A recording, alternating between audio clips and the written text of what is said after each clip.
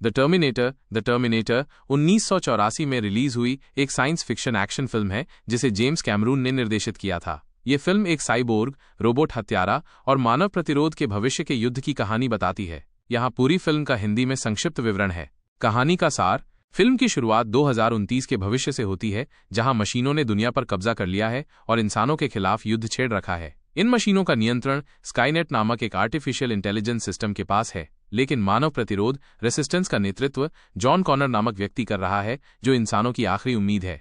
1984 में वापसी: Skynet John Connor को खत्म करने के लिए एक साइबोर्ग हत्यारा T-800, जिसे अर्नोल्ड श्वार्ज़नेगर ने निभाया है, को 1984 में भेजता है। इसका मकसद जॉन के जन्म से पहले ही उसकी मां सारा कॉनर को मारना है, ताकि जॉन कभी पैदा ही न हो सके।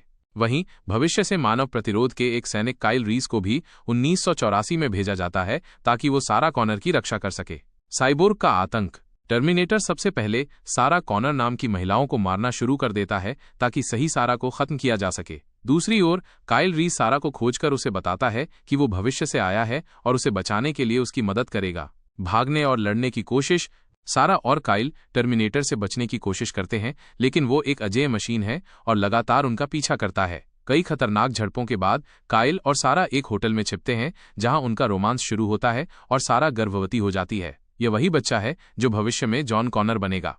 अंतिम लड़ाई: अंत में काइल और सारा एक फैक्ट्री में टर्मिनेटर से आखिरी बार भिड़ते हैं। काइल टर्मिनेटर को रोकने के लिए खुद को बलिदान कर देता है, लेकिन टर्मिनेटर फिर भी काम करता रहता है। सारा उसे एक हाइड्रोलिक प्रेस से कुचलकर खत्म कर देती है। अंत और भविष्य की झलक: फिल्म के अंत में सारा गर्भवती होती है और भविष्य के लिए तैयार होती है। उसे अब समझ आ जाता है कि उसका बेटा जॉन कॉनर ही इंसानियत की आखिरी उम्मीद बनेगा।